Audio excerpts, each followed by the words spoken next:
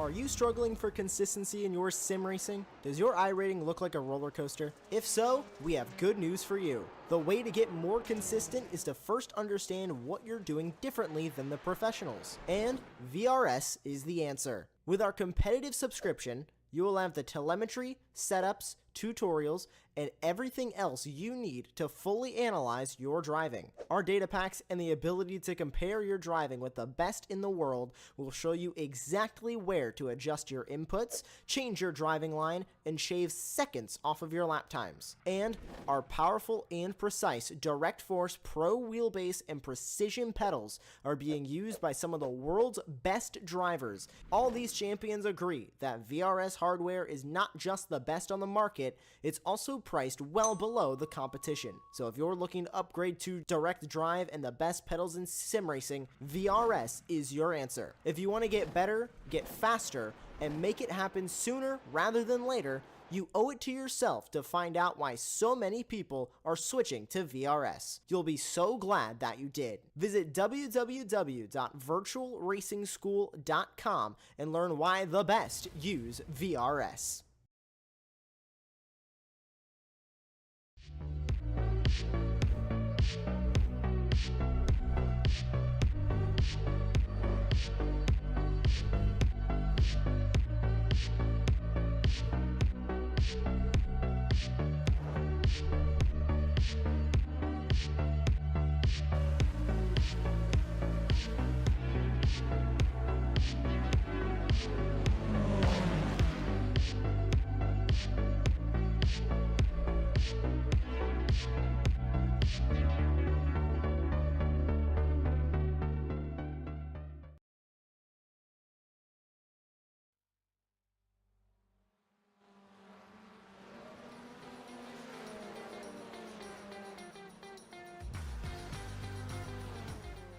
Hello and welcome. It's Sunday, and that can only mean one thing.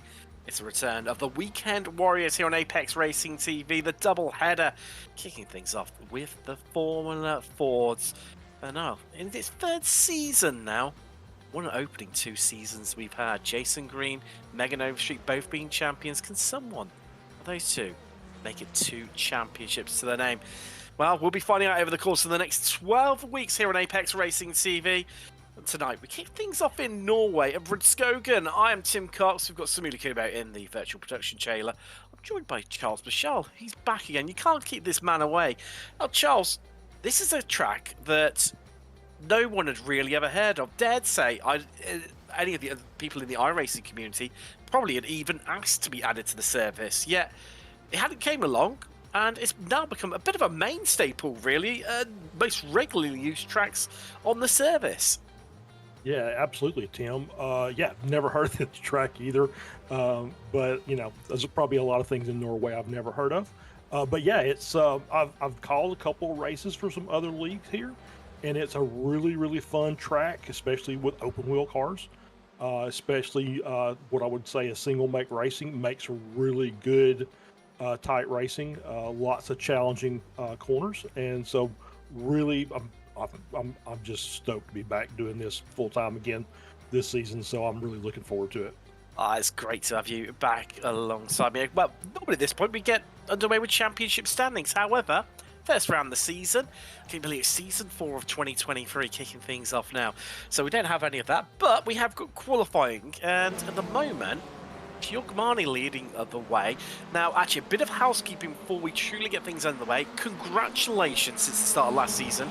People have had birthdays and so have come of age and headed across into Masters. Those being Tom Laurie and Richard Coffey are both teammates, and also we've seen Michael McConnell promoted from Spec 2 up into Spec 1 as well. He's currently 8th in qualifying, 4th row of the grid.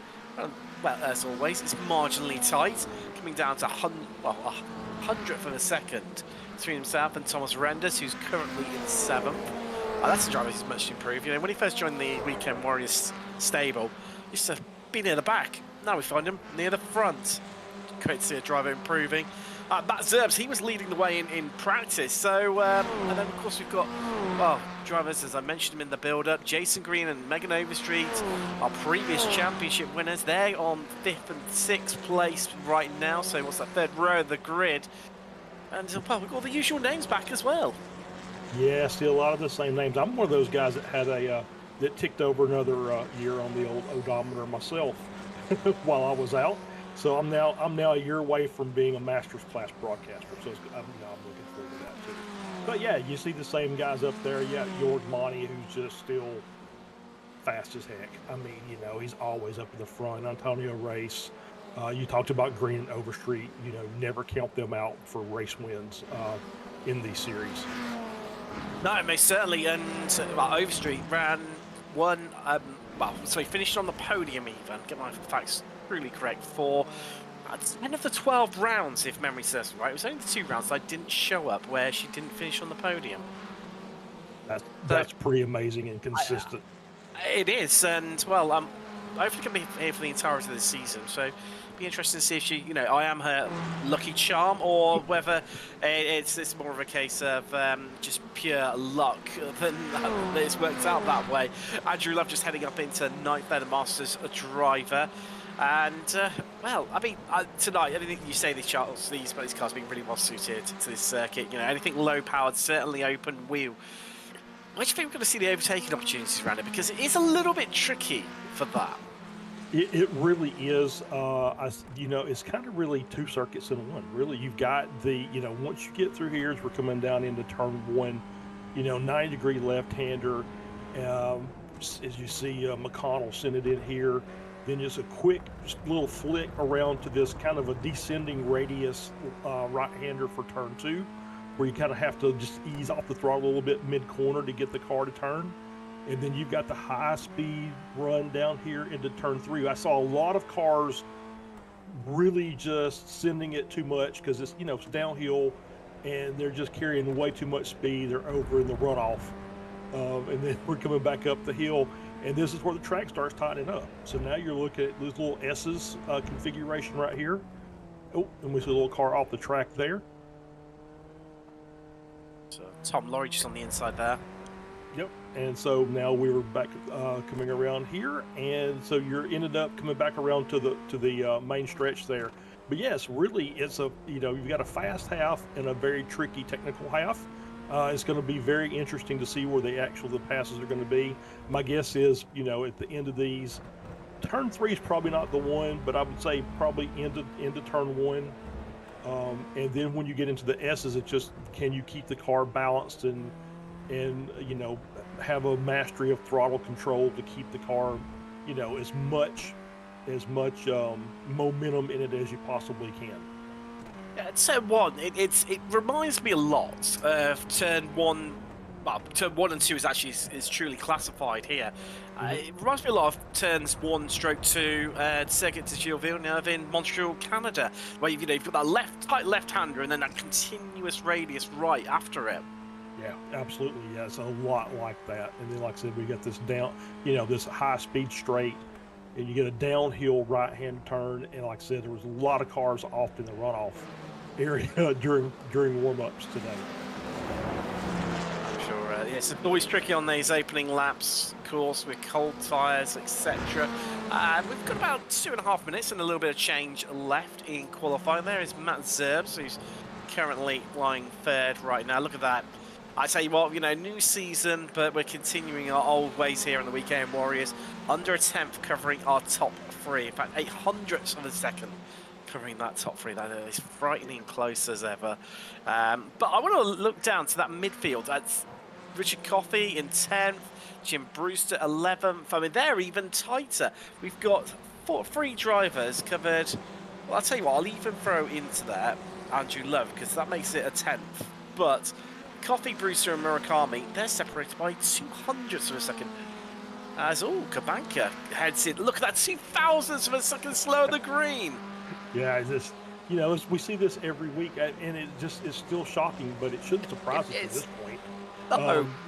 It's just tight racing from the top of the grid all the way down, and it's going to be fun. And I think we're going to see on top of this, we probably should mention iRacing's updates for the new Yes. season. Because I think they're going to make a couple. I think it's going to make a difference in these races we're going to be broadcasting today. Obviously, you mentioned about those changes. I think it's a really good time to mention them, Charles. I mean, gone is the icy grass. Thank That's goodness. right. Yeah, the friction model for the off tracks. Grass actually does what grass normally does to a car and slows you down. The gravel traps actually prevents you from going into the wall. It's been amazing to see. And it's just, I think iRacing's absolutely nailed it with the amount of friction that gets added. And I won't be able to say my favorite phrase, once you're in the grass, you become a passenger, not the driver. Because I think you actually have some decent car control while you're in the grass. So that's going to actually probably make things a lot better and a lot more competitive because you're not penalized by, once you're off in the grass, you're in the wall. You actually can kind of continue on and get back in the race without having to go in and take a faster repair. Seeing McConnell there go 200s faster than Renders, swap those two around. But just sort of extending on that point, how many times have we seen drivers, just dip two wheels, either the left side or the right side of the car, onto the grass to help find a bit more space to facilitate a passing move? I mean, surely those days are now gone. Yeah, I think so. I mean, the proof's in the pudding. Obviously, we'll see. We'll see as the race goes on. But yeah, I think it's going to make the racing that much better. Yes, I think that's a certain. And not so many drivers having to, hit the reset button, head to the pits because they've come slightly off track and gone careering straight into the wall. Talking of heading into the pits, there goes Overstreet. She's done just with qualifying. Antonio Racing, I thought it was meant to slow you down, Charles. Antonio Racing completely disproving your point there. Yep. So either Antonio's just out here just to make a mockery of everything I'm talking about, or he was just having a bit of fun and just driving through everything. But, maybe it was a little test to see what he could get away with. Yes, he's a wily old fox, is Antonio Race. Been in Masters for quite a while, and yeah, I'm sure there's a bit more of the testing side there. But I think we're pretty much done. I'm not really seeing anyone improving on their final lap. Seeing Tom Laurie coming around to complete his.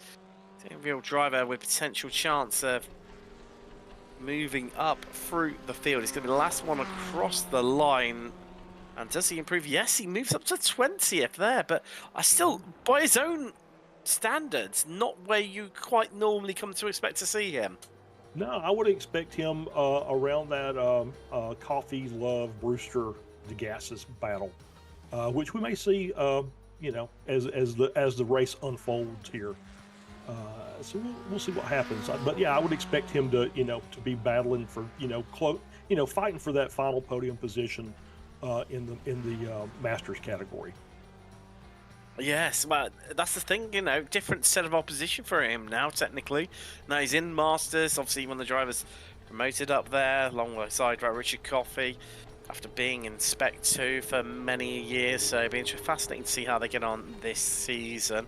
There's Andergassis, just heading down pit road, and not long left now, only a few seconds before we click over into the race session, and with a blink, there we go. And you see Porsche 911 safety car just in the distance there, heading onto the grid. Let me take you through your first grid of the season. Jason Green clinches that first pole position. Christian Kabanka starts alongside him on his debut. How will he get on? Yogmani top qualifier in Masters starts on row 2 with Matt Zerbs. Then it's Antonio Race and Megan Overstreet making up row 3. Row 4 is Michael McConnell and Thomas Renders. Then we've got all Masters row for the top, round out the top 10, and row 5 is Andrew Love and Richard Coffey. Jim Brewster and Murakami make up another Masters row on row 6. Row 7, that is Alan DeGassis and Chris Montgomery. Stevie Ray's got Kit Palmer, another newcomer to the championship for company, with row 9 being Benjamin Harris and Jeff Jacobson. Top 20, and row 10, that's Tim Stono and Tom Laurie. Paul Stevens, he's got Jesse Bottas next to him. Then it's Sander Verbruge and John Toms on row 12, and row 13, unlucky for some, hopefully it won't be for them, not setting times. That's why they're back there. It's Jeff Saunders and Gary Waldbolt. Well, I can tell you, they've both taken us to the grid, so they are definitely joining us. Just waiting on Richard Coffey before we can head away. Eagle-eyed viewers will spot a gap on the grid, but he's got plenty of time. Yeah, well, I'd say that 40 seconds at which to join the grid and see whether he does. Well, Charles, I think this is the first time we won't have turned a race lap this season, and deep breath time almost, and just try and compose ourselves and get ready for what's not going to be, I'm sure, another great season of racing. Any predictions for the championship? Yeah, we'll see. Kabanga's got had a really good performance in qualifying. We'll see if it carries over to the race. We may have another challenger for Green and Overstreet for the overall championship. For me, and Zerbius also. Well, I was just about to mention him, Charles. Yeah. He's the interesting one for me. We saw him a couple of times last season. Got a lot of pace. Got unlucky though. So I think if he can have a bit more of the rub of the green, as it were, he's an interesting prospect for me. Yeah, to try and check out how he's going to do this season. Yeah, absolutely had the pace in qualifying. I mean, he's the top 8 separated by 800ths of a, or top 4, I should say, separated by 800ths of a second. So he's not slow for sure. For me, Spec 2, that's just been blown wide open because you've had key figures move up into Masters and Spec 1 in the form of McConnell, as we mentioned earlier, Laurie and Coffey, who've been promoted to Masters. That I just can't work that one out. That could go absolutely anywhere. I think probably of everyone, if I had to put my hat on one of them, maybe Chris Montgomery would be the favourite for that. I mean, Sandra Bruges put some good performances at tail end last season as well. Really got to grips with the car. Yeah, absolutely. I think Montgomery, had a good season last year. So yeah, I think he's kind of he's probably the odds on to try and get the Spec 2 championship. But that's the good thing about the Spec 2 is you get all these newcomers, not just to this race, to this series, but to iRacing in general. They get to come out and have some fun, and we get to learn about them along the way. So there may be somebody that just comes up out of nowhere. And then Masters. I mean, I think just roll the dice, really. That could be any of them, really, couldn't it? Yeah, I mean, it's Monty, Race, Murakami, Brewster had a really good season last year. Take your pick. I mean, it's a lot of times that race is decided by a mistake by one of the drivers or an incident that a driver gets caught up in, because all 4 of those guys are just quick. So we'll see how it all shakes out as the season unfolds. We will do indeed as the Porsche 911 safety car pulls in. Let's get ready to go racing, folks, for the first time this season as we are green and we are away, and it's Jason Green leading away, getting the jump on everyone as it normally happens from first. But what's going to happen in the background as we come on to this heavy braking turn 1? Will everyone make it through this tight complex of corners here? Normally a bit of a trigger point for accidents on the opening lap in any sort of series, but it looks like everyone has made it through cleanly as we head down the hill for the first time. It's not stopping them going too wide. They're almost touching wheels there as Brewster and Montgomery nearly getting into one another, but still I think we've all made it through. Oh, Yogmani's off. Yep, there's a spin in that turn 3 area. That's just like I said. It's you get out there and it's cold tires, the high speed corner, and he looks like he lost the rear as we get a replay from Samuli. Let's see, Charles. Let's see. I mean, I'm guessing just rear slips away from him. Yep, that's exactly right. I saw a lot of that in practice before qualifying. It's just where it is that off camber, you've got all the weight of the car, being downhill. Oh, that's Jeff Jacobson all by himself.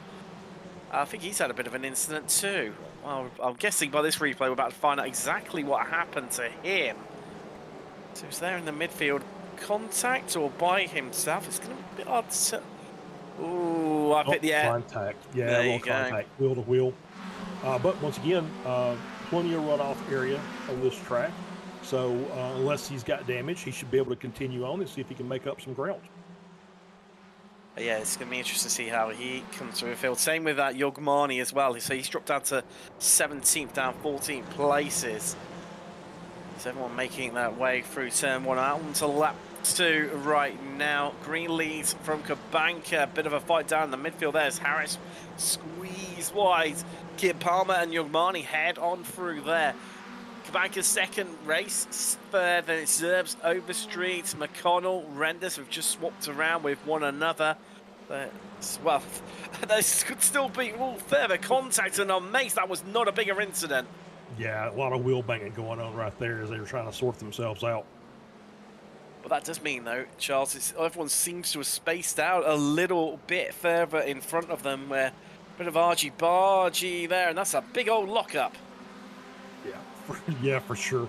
Yeah, these cars have a tendency to lock up a bit, especially early laps. You get some, like I said, cold tires. It takes a couple of laps to get the tires kind of bedded in, and so you'll see some lockups. You'll see some spins. But yeah, I think everybody's pretty much got lined up nose to tail. And so now it's just, okay, we'll see who's got the race pace that starts making moves up the grid and down the grid. It's going to be interesting, isn't it? 3 minutes complete out of the first round of the season. Still just 37 minutes left to go even. Side by side there, Marnie trying to make more progress. Stevie Ray's just dispatched off. Another lock up there into turn 1. Oh, wow. Thomas Renders has had a bit of an issue there.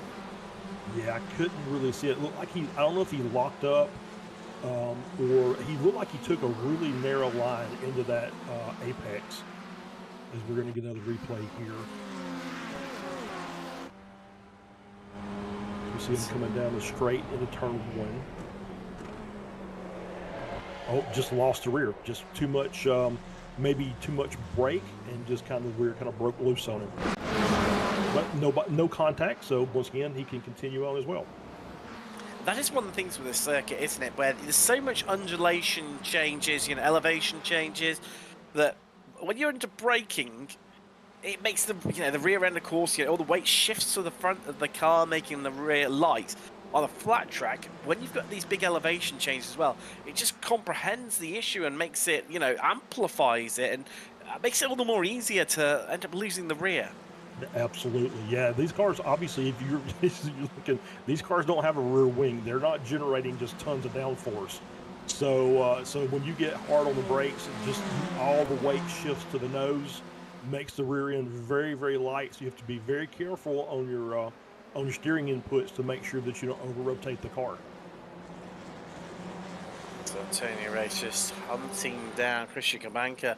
This is allowing Jason Green just to pull away a little bit. It was 3/10 quite faster, Green, last time around. Another spin. Everyone did well to avoid him when he rejoined the track there.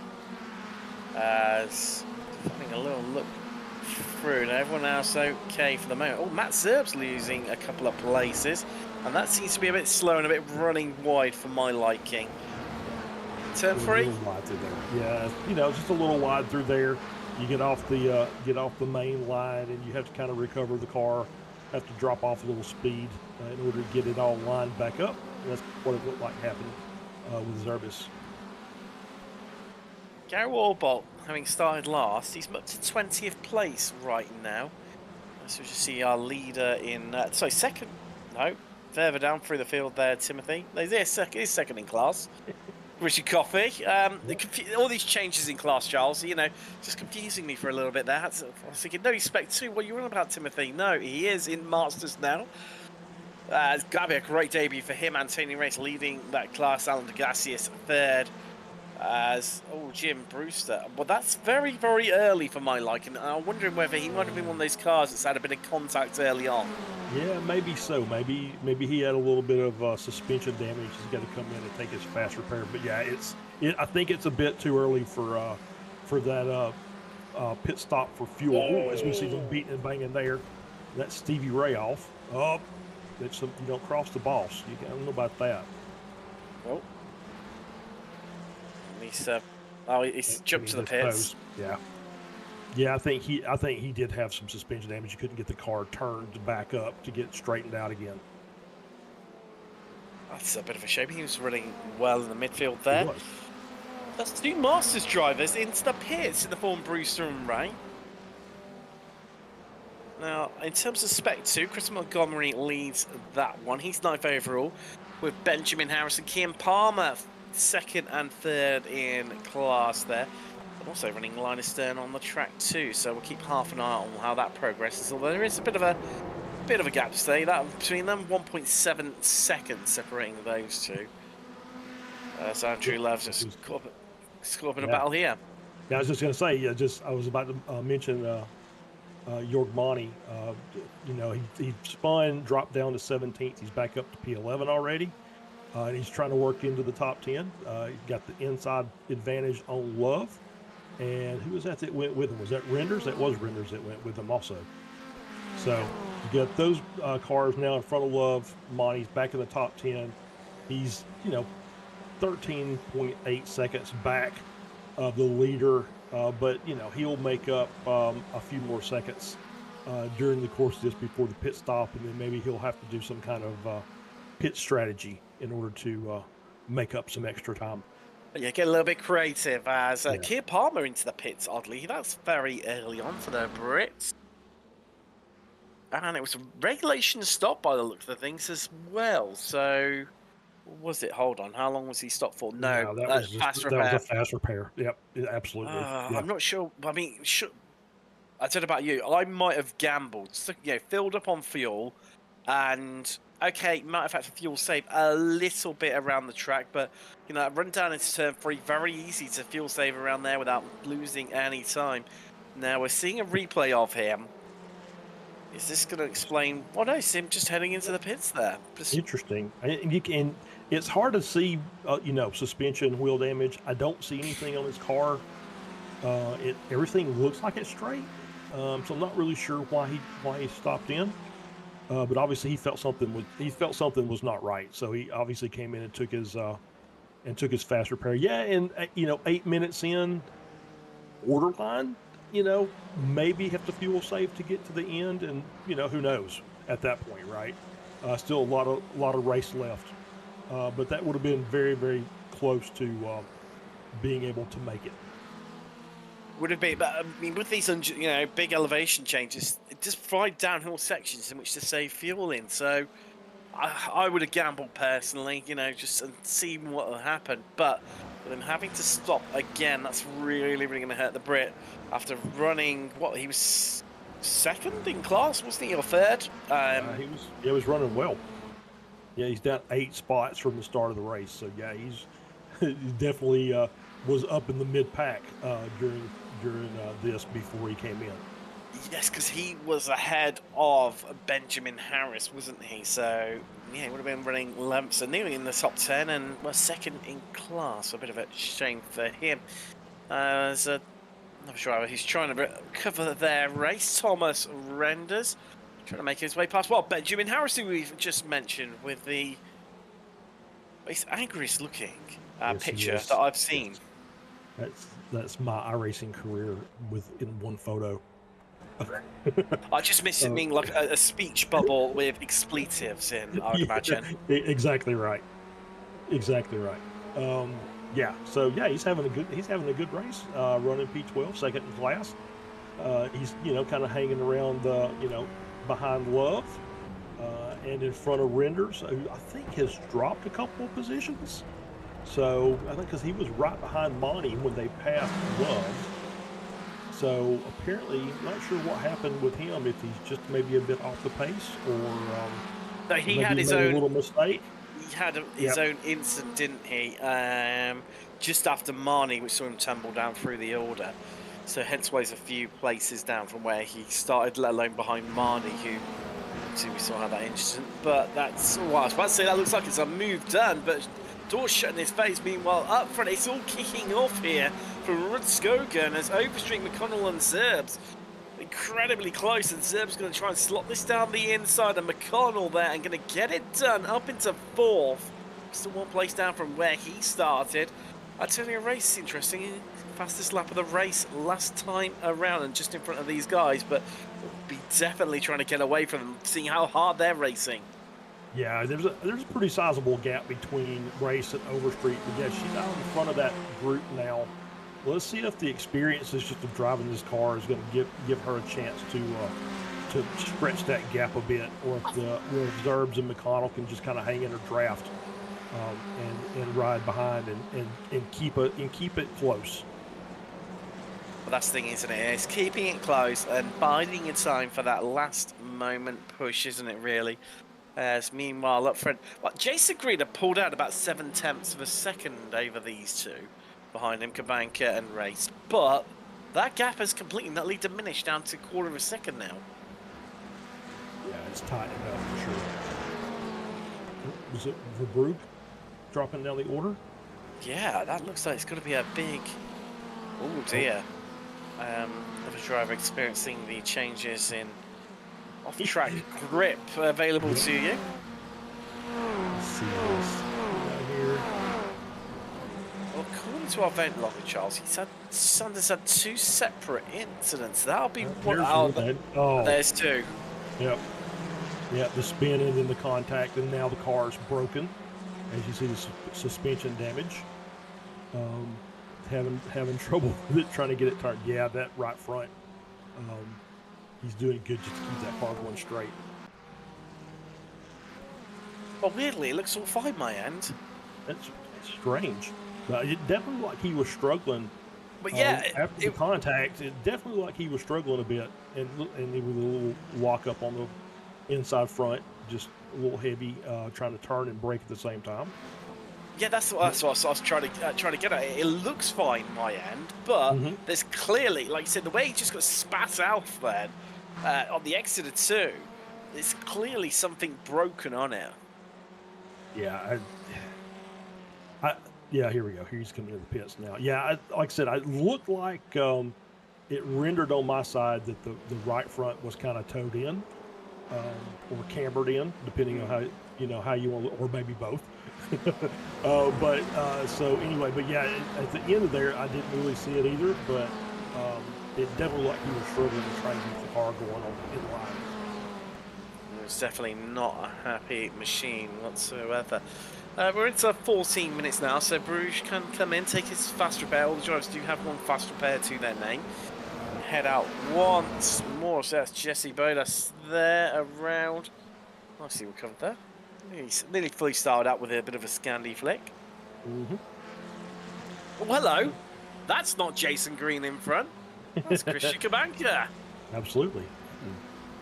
He has taken the lead over Green and Race.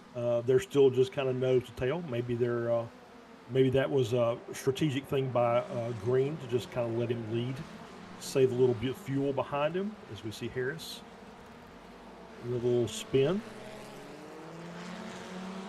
Definitely the track catch it. Ooh, I can't work out there. Was he trying to get into the pits and he had an incident? Sort of spat in the wrong side of the pit wall, or was he trying to make it round but was having a bit of an incident that made it look like he was going into the pits? Yeah, that's a strange one. I couldn't really tell that either. So I thought, oh, that's him coming into the pits. So here is how we had the change for the lead. Okay, well, sold him a dummy by the looks of things. We're going to slot it up the inside. Yes, we are to drivers left of Jason Green. Realistically, with that being a double left-hander, had no defense whatsoever. Yeah, that was a lovely move. Just kind of a crossover and just got a good run out of the corner. Was able to make that pass on the inside of the next corner. It's fantastic. I've just had a little bit of a look at track temperatures, Charles. As you can imagine, Norway this time of the year, nothing too hot. 26 degrees Celsius or 78 freedoms, as you call it that side of the pond. But yeah, not absolutely. Especially hot. No, Which not really. just showcases how tricky this track is realistically, where you have these changes in camber and you're changing direction. It really, really makes it a challenging circuit, which amazes me in some ways that this track is as popular as what it is. Because it is a tricky track to try and drive on. I mean, it's wide and it normally has great racing on, but it's a bit of an odd one in that sort of sense. Yeah, it really is. It is. It doesn't look like it, but it's a very challenging track. A lot of technical, a lot of elevation. You have to really be good with car control. Obviously, you've got a couple of nice straightaways that you can get good runs. But then, hey, you know what? At the end of that straightaway, you've got work to do because you've got one that's a 90-degree left-hander, and you've got one that's as we talked about turn 3. That we're coming up to it. That sweeping. Oh, I'm sorry, that was not turn 3. That sweeping when we're coming to the hairpin. Sweeping right-hander that seems to be catching cars out left, right, and center. But yeah, just talking with I was kind of talking with Luis Araya, our broadcaster, sometimes during the season, and he says really this track has a lot of different configurations. You can do lots of different things here, and he says it's really fun to go and visit and watch the cars out on track during track days. Of course, he is in the fair land of Norway, isn't he? He's up that neck of the woods, so. Yep. Well, one of the few people who will have heard of this circuit and would have wanted it on iRacing. So there we go. There's always one, isn't there? Yeah. But let's have a little look at how things are progressing right now. So Jeff Saunders currently holding the award for most amount of places gained. He's up 9 right now into 16th. There he is. In the 696 machine. Tom Laurie just in front of him, who's at 5. Has Benjamin Harris behind him, who's obviously progressed well initially and then fallen back due to an incident. Gary Walbot, he's up 8 now, having started last. So that's a solid result looking like for him. Of course, everyone from Jesse Bottas in 21st upwards will get to stop. So there he is on McConnell. Just under a bit of pressure right now from Overstreet, who, Overstreet was in 4th. Zerbs, I did spot, had passed her, but she's lost even more time since then, because Zerbs is, some 2 odd seconds, actually about 2.5 seconds up the road. Yeah, that group, when Overstreet was in the lead, was about 7 seconds behind the lead 3 cars. And that has dropped a bit, but yeah, Overstreet's dropped further down. Almost 3 seconds behind Zerbs and McConnell at this point. So I'm not sure if she's made a mistake or she's struggling with with the car of the track, but definitely not up to her normal performance, which is usually right up near the front. Yes, bit of an odd one that right now. But back to where she started in 6th place, so not lost anything, but at the moment not gained anything whatsoever. But who is 3 seconds behind her, Charles? You might just catch him in the background. Yeah, Jorg-Mani, who we talked about a few minutes ago, who was, I think, 17 or 18 seconds off the lead. That gap is now 13, and he is moving. He's up to P2 in class, 7th overall. He's got past Alan DeGassis, and he is absolutely setting some blistering lap times. Now, I would say something has happened between McConnell and Overstreet when they swapped around. Their last lap charts are 1:28 from McConnell and 28.6, nearly 28.7 in fact for Overstreet. Our top 3, 1:26.7s, so 1.3 seconds slower. So Zerbs is just ahead, so he's not too far ahead there. We're going to see, there's no contact or anything. Or event viewer not sure. No, but at the beginning of that shot, she was almost sideways. She had to catch that car to keep it from going around, and that just dropped all her momentum off. And so it was just a chance for McConnell to just keep on his line, and he was going to get around her, and that's what's cost her that time. And it cost McConnell, obviously, a little bit of time as well. Yeah, he must have had to back out of it just to keep alive, realistically. Well, back to our front 3. Still throw a blanket over them. About 9/10 to 1 second, separating all 3 of them. Kabanka still leading from green, and Ray still commanding position at the top of Masters. They're 7 seconds ahead of Zerbs. amazing stuff already. I mean, electric pace. These top three have not let off since they've got going at the start of the race. No, they sure haven't. And this kind of feels like this top three is going to be out there until about the 31-minute mark. And they're going to come in together and take their fuel. And then first one out has got the advantage for the last 8 or so minutes of the race. Yeah, I was thinking, I was hypothesizing in my head, you know, will one of them try the undercut? But I can't see it being beneficial whatsoever. Matt Zerbs is giving it a go, though. He's come into the pits. Because the pace that these three are carrying right now, I mean, laden the car with more fuel is going to make you slower and uncompetitive against them. I think probably could see all three of them pit at the same time. Or maybe Green go early, I don't know. I don't know either. It's just kind of wondering if you do the undercut, that's going to obviously, you know, it's about a 44-ish. No, I'm sorry. It's about a 50-second pit time, so it's probably 45 seconds once you factor in, you know, pit in and pit out.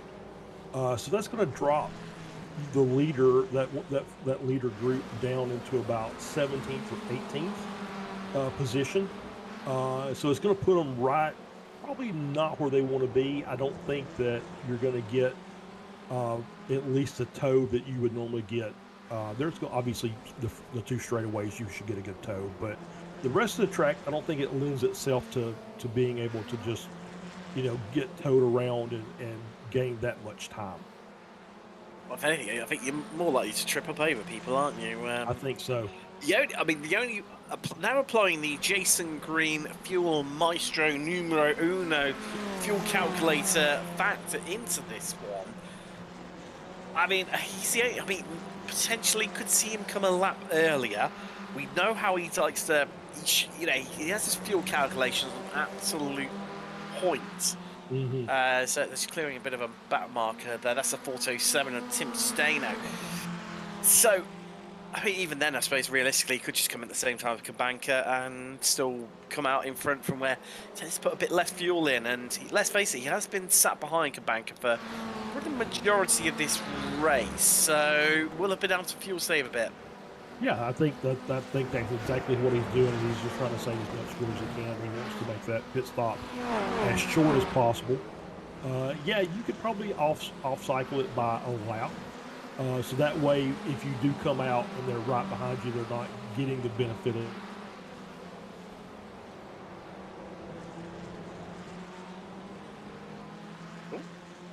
Charles's internet's clearly got too excited that he's disconnected there. Oh, he's back again. Yep. As Discord as it wants to reset itself. Sorry about that. I saw you were just midpoint. I panicked because I thought it was my end. Sorry, it wasn't. No, just disconnect. Sorry. You were as you were mid-flow. Please resume. No. So yeah, I'm just saying. You know, you might could drop, like I said, a lap early. That way, the opportunity for them to tow off of you coming out of the pits, if you come in as a group, is less so. But I'm sure he's saving. It looks like he's not really pushing the issue. He's just kind of hanging back there. Race is the same way. He's just kind of laying behind the green, and he's been in third pretty much the majority of the race. So if anybody saved fuel, it would be him. So yeah, it'll be interesting to see how this all plays out. But I'm thinking they're probably just all coming in together. Is just run it dry and then come in and get your fuel and then go. So. It's Jeff Jacobson around, another issue for him. You saw Yogmani coming in, Thomas Renders, Jeff Saunders, Gary Warble, all visiting the pit lane. Now Yogmani's going to come out in the top of all of them. Of course, he was way up there, not too far behind the McConnell Overstreet battle over 4th place. So, yes, he will be in a strong position currently. Shame about Zerbs. Yeah.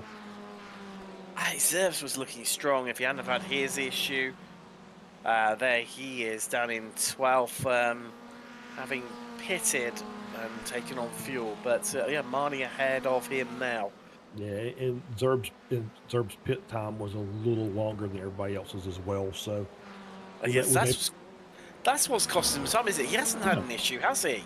No, it's just an extra, looks like 4 to 6 seconds. Longer than everybody else, so maybe we'll chalk that up to maybe just being new to new to the series, and haven't got that fuel timing, down to Jason Green standards. I don't think anybody has it to Jason Green standards, but so we'll see how he makes out, and see if he can gain some time, because he does have clean air. So maybe he can run some really good laps, because we know he's got pace, and make up some of that gap. Yeah, we saw it in practice. He topped the timing sheets in the practice session before the race. So, yes, definitely a driver still to watch out for in these closing stages. He's got 13 minutes left here in Norway from Rudskogen. Of course, coming up later on the channel, we do have the return of the SRF Weekend Warriors. That follows about 40 minutes after this broadcast. So make sure you tune in for that one. Again, kicking things off in Rudskogen for them too. Oh yeah, of course. You're with. Yeah, we're both together for that as well. Just can't keep us away. Yeah, it's this Tim and Charles show for the entire season, I believe, for both of those. So it'll be great. It'll be fun. Look, who's in? Jason Green. Interesting. I mean, it's about right, time-wise, for maybe a bit early compared to what everyone else is doing. But I reckon this is going to be right. Short fuel it, fuel save a bit, and come out in front from set. We've seen how close it is. Matt Zerbs, as you said, about 5 or 6 seconds extra in the pits has cost him dearly. I think Jason Green's going to try and do not as much as 5 or 6 seconds less, but work it in the opposite direction. Shorter pit time. That looked very, very quick to me. It was, 10.8 stopped. that's minimum of a second faster than everybody else who's been in the pits. So yeah, that's we're gonna see. It's kind of once again, we know he's good at the fuel strategy, so we'll see how it plays out. And of course, let's not forget, you mentioned how good he is, and the Formula Ford, a newer car. It's not like the SRF that we'll see later on, where the Weekend Warriors have been going for ages. That you've got all that historical data. You just don't have that in the Formula Ford, and combined with it being a newer car, and we haven't visited all the circuits available in iRacing that we might possibly go to. So it's a real trip in the known. Officials, well, none of them run this long, anywhere near. I think it's 20 minutes is the longest of between the rookies and the D-Class series. So it's a complete adventure into the unknown for many of our drivers. Yeah, it really is. And so Green obviously is relying on some software to help him out. How much of that is based on historical data?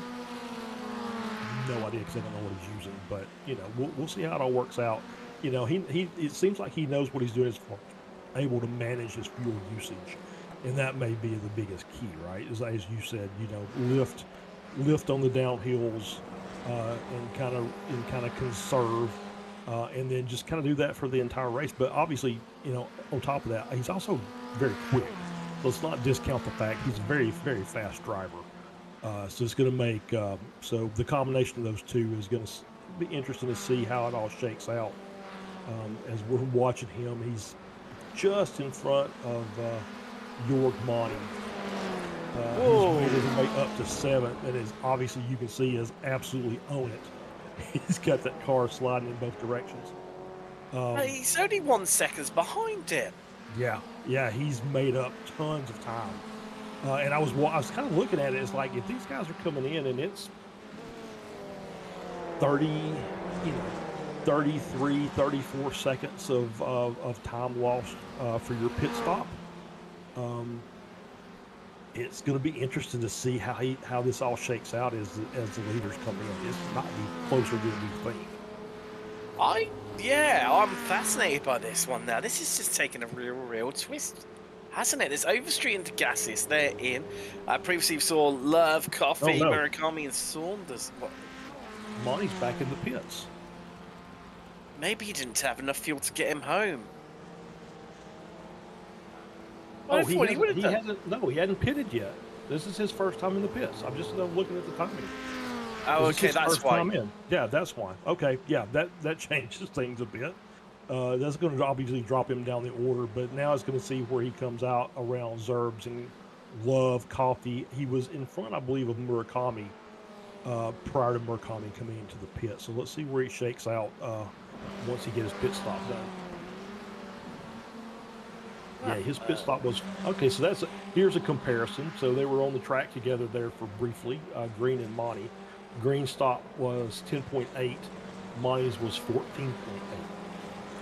Race is carried on. Kabanga into the pits. Yeah, now Race has been standing third for the majority of the race before. Obviously, Jason Green dropped by, and then Kabanga, obviously, has dropped off this group to head into pit road. McConnell heading into now. Race has got to have saved a lot of fuel at the rear of that train because he's the only driver to head out onto lap 23 without having pitted. So, where will Kabaka come out in relation to Jason Green? Well, he's in his box, I can tell you that much for free. As we see Antonio Race pushing on loud discovery. There's Kabaka. Green, I could just see him fly through on the left-hand side, and he's going to do it. Yep. Oh, will he? Yeah, that was a big gap. Yeah, there he is. Wow. 3 seconds.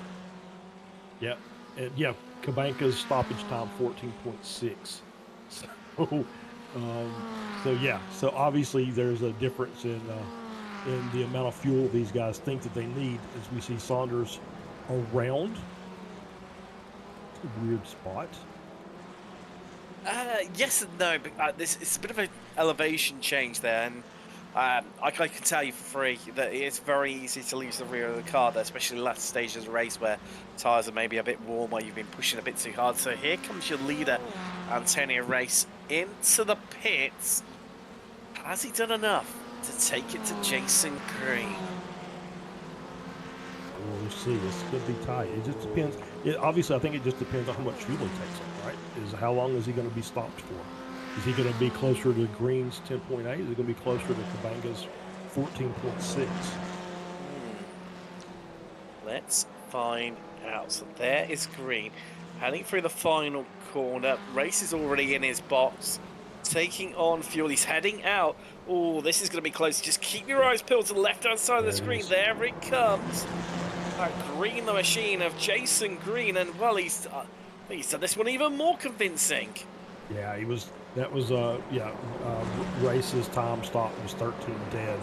So obviously Green has short fueled, and now it's just a matter of can he save enough to get home and take this win. Well, I think he's okay here. So here's my hypothesis for what it's worth, Charles. The Banker and Race have come out side by side. They're going to start battling over second place, which is going to slow them up. So any additional fuel saving and therefore a reduction in race pace that Jason Green would have will just be negated by the fact, Overstreet past McConnell back into fourth for her. Yeah, that's just going to be negated, and he won't actually lose any time. That gap will maintain around the 3-second mark because they're fighting a losing time, and he's just losing time from fuel saving. Yeah. It just depends. Like I said, it's a 0.7 of a second gap between Kabanga and Race, and that's a good hypothesis. It just depends on if Race can get up to challenge him, and if that's going to be enough. Because I'm already watching the times come down between Kabanga and Green. It's under 3 seconds now, so we'll see if that's right around 3 seconds. It's but it was definitely a little bit higher than that prior to. So we'll just kind of see how this all works out. And you're right. Yeah, if they start battling, then Green just checks out, and that's race one. However, if they manage to stay in line, then if Reese can't make up the gap to get up the challenge, then it may be difficult for Green to be able to save as much as he would want to. Well, he's definitely fuel saving in my eyes, Charles, because you can just see every few couple of corners there's a tenth or two gone from that gap. So he's lost 3 tenths in, I'd say, about the last 3/4 of a lap. It's tumbling. Is he got enough? to hold on, though? That's the big question. Yeah, and there's, what, 3 laps left in the race, somewhere around in there? 2 to 3? It just... 3 if you include this one, I would say. Yeah. From my rough calculations, yes. So it just, can he go fast enough to stay out in front and manage to save that fuel? And so that's the gamble that he's trying. That's the strategy that he thinks is going to win him the race. We'll see how it all goes. No references to Formula One, so we'll talk about that. But yeah, it's just it's the gamble that we'll either win it or lose it. And over the course of the time that we've done these broadcasts, we've seen it both ways. Well, we have. And just alluding to the Formula One there, I'm guessing that one of the 20 drivers on the grid won the race today. One of the 20 drivers on the one of the 19 drivers on the grid won the race today. Okay. I haven't even watched qualifying yet from yesterday. I'm that far behind. That's Jesse Bottas. I panicked a little bit there. They go through our lead group. They've gone through unaffected. However, the gap up front has shrunk to 2.5 seconds. Degassis love second and third in Masters. Also, Antonio Race leads that one. Harris on for his first ever win in Spec 2 with Tim Stano and Saunders. Saunders, for a driver that's been in the wars and all over the place, that's going to be a solid result to finish on the podium in class. Absolutely. Yeah, absolutely. He's going to be happy with that P3. That is your money just getting past Richard Coffey there. There's a new Masters driver for him to fight against for this season. Although, I mean, 2 seconds up the road is Andrew Love. So your Marnie could potentially, will need a lot going his way, but could potentially just end up with a podium here. Yeah, absolutely. Yeah, he made up 2 seconds either by him just having the same pace near the leader's pace, and then Love coming back. Coffey coming back to him. But obviously, Monty is driving really well, and it's kind of sad to see that he was probably challenging for an overall podium had he not had the spin on lap 1, right? So but it's a good recovery by him. If he can get back up there, the podium in Masters, I'm sure he'll be kicking himself for the spin, but probably satisfied with his overall pace and performance for the race. Definitely. An epic drive from him to hold himself back up there. Gary Walbot, highest position climber, he's at 12 places. Having started last, it's a 14th there he is. A little bubble by himself, but he'll be happy being there, I'm sure. Fairly well down in class, however, still a great recovery, having not so time in qualifying. Started dead last, up into 14th, as Zerbs has had a bit of a... No, it says he's had a crash on our software, and Paul Stevens as well. Yep, Stevens definitely off the track. They went on the circuit at the same time together, the same place as it were. So they've not had it coming together, just separate incidents, no less. But it's working. Look, I tell you what, all the fuel savings had to do, the gap dropped down to 2.5 seconds, Charles. But these two are just eyeing each other up, posturing a little bit. As white flag is in the air, and this is the last lap. So they head past Jim Brewster, who's already a lap down. He's still about to recover to 17th because he fell all the way literally to the back of the field. I mean, this is going to be tight, but he is allowing Jason Green just to walk away and maintain that gap. Yet again, the fuel maestro and the strategy working a treat for him. Yeah, he's absolutely he absolutely called it right on again.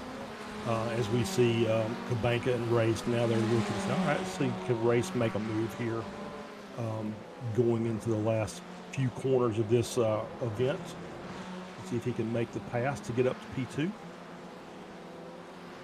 They're running out of time right now, Charles. They've only got, about a fifth of the circuit left to go. 2 corners, and it's going to be a race to the line. If Antonio Race can pull something out of the bag, he's 2 tenths back just trying to stay on the rear gearbox of Kabanka. Green's going to win it, but what's going to happen in that battle for second? Well, that short run to the line just aiding Christian Kabanka there, which meaning Antonio Race about a tenth and a half down in third. Yeah, Kabanka got just a great run out of the corner and prevented any chance of Race making that pass. There's York Marnie, so he's going to come home fourth in class. No, hold on, no. What? No, he's got by Love. Love came off the track. That's what's happened, and wow, what a recovery from York Marnie. Yeah, get that P3. Yeah, great recovery drive. You know, once again, I'm sure he'll be kicking himself for the spin on lap 1. But yeah, great recovery. You know, he was down in 17th and made it all the way back up to PA. Wow. You can see our Spec 2 winner coming across the line. We are there. It's Benjamin Harris for his first ever victory in class. Great result for him. Yeah. Obviously, from his photo, it pays to drive angry. So it does. Great job by him. But he was another driver who'd had a couple of issues with race as well. So yeah, another great recovery here. Not alone on that one. So Gary Walbot at 12 places in the end, highest position climber. Jeff Saunders an honourable 10. Well, that's second place in that honour. As we head around now, we'll be able to bring you up some results here. Jason Green, your winner in round 1 here from Rudskogen. Then it was Christian Kabanka and Tina Race feature on the podium overall, but the winner in Masters. Next up was Overstreet, who bags a podium in class by finishing 4th. Michael McConnell in 5th, Zerb 6th, then Degassis and Marnie running out that Masters podium. I mean, brilliant result in the end for Marnie with that issue early on. Love and Coffee running out of top 10. Murakami 11th, Harris 12th, and your winner in Spec 2. There's Laurie Walbolt, Tim Staino, and Jeff Saunders 15th and 16th respectively. 2nd and 3rd in Spec 2, and the last 2 drivers to finish on the lead lap. Then 1 lap down we had Jim Brewster, Jesse Bodas, also Paul Stevens, Thomas Renders, Kian Palmer. John Toms was 3 laps down. Jess Jacobson, 5 laps down and actually retired on lap 23. Chris Montgomery, who lost him on lap 16. Now, my favourite for the championship this season. In Spec 2, Sandra Bruce lost him on lap 12, and Stevie Ray all the way back on lap 4. So a bit of a chat to some of our drivers. First up, let's have a chat with our race winner, and yet again, nailing the fuel strategy. New season, new start, but the same old ways of you winning yet again, Jason Green. Yep, it's I think that was the only way I was going to win that race, because both Christian and Antonio, I think, were just a little faster. So yeah, I'll take it. Was it the case of, just trying under fuel save in the first half of the race till the pit stop, then fuel less, knowing that you'll have an advantage over them, hoping they both come out the pits around together, they fight, and that would just allow you to maintain that gap? Or is that giving away too much of your strategy and you don't want to answer that one? Well, I think the 3 seconds was just because I ran or started sputtering out of the last corner, whereas Antonio still had a lap of fuel left, and that's pretty much where that 3 seconds is, just an extra lap of fuel. Wow, thank goodness it didn't go one more lap then, otherwise yeah, would have been a little bit in trouble. But I mean, long season ahead of us. Any tracks in particular you're looking forward to? Because we're Ultimate Park next week. For me, the greatest circuit on the calendar. It's the only British one. But we've got VIR, Mosport. That's going to be a fun one of these cars. Yeah, I've actually never driven Mosport, so that'll be the one I'll be preparing for sure. Ooh, that'll be an interesting one. Then, of course, Mid-Ohio, Willow Springs, Interlagos, Okayama, Philippine, Atlanta, and Red America to round out the season. So, yeah, I mean, any of those particularly taking your fancy? Oh, yeah, Interlagos is probably my favorite out of that list. Good choice. Good second choice behind, obviously, Alton Park. Of course, however. Exactly. But no, congratulations. First race of the season, kicking it off with a win. It was Jason Green. Charles, who have you managed to grab for a chat? Oh, we've got our Masters class winner, Antonio Race. Antonio, great race today. Looked like that you had a chance to challenge for the win, but just I guess fuel strategy kind of by green just kind of sealed that deal for him. Yeah, it looks like Jason is doing a very good job on the pit. So he have a good engineer stuff, and yeah, go ahead. No, I was gonna say he did say he was sputtering out of the final corner. So if it had gone another lap, you would have definitely had him, and it'd been you and Christian for the win.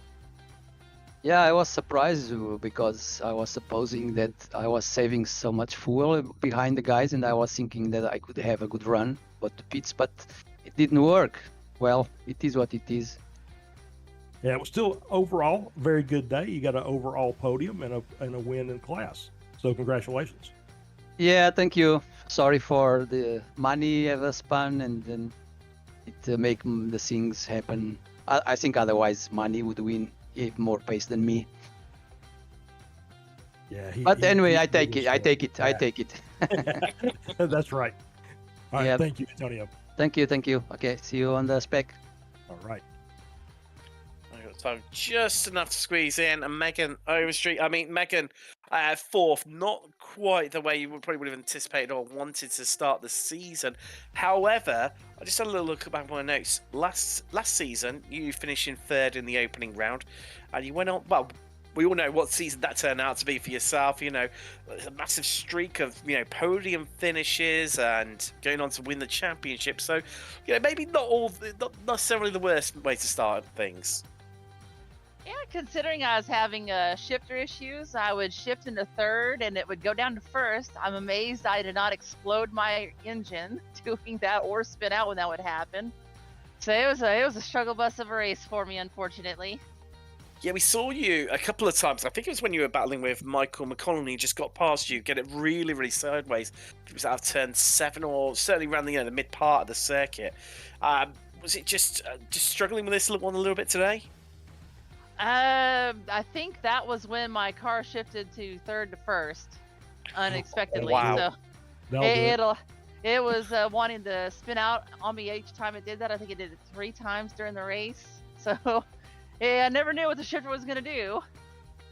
Well, in the end, I mean, third in class, not a bad result. Any tracks you're looking forward to this season at all, potentially? I don't know yet. I got to look at the schedule again. But I always enjoy driving these cars, so any track's a fun track to drive them on. Well, there you go. That's the right answer. Megan Overstreet there, finished third in Spec 1. Well, that's all we've got time for. Just looking at the clock there, Smooly, our producer, will be killing me for running slightly over. But thank you very much for joining us. Formula 4's done. Ticked off the list. Next up, coming up in about 40 minutes time, as I said here on Apex Racing TV, is the SRFs. Make sure you join myself and Charles and Samuli for that. And we'll see you shortly, if all else fails. If you're back for the Formula 4s, that's back next week, as we mentioned. Head to the UK. Alton Park will be there for that one. Thanks very much for joining us, and we'll see you shortly.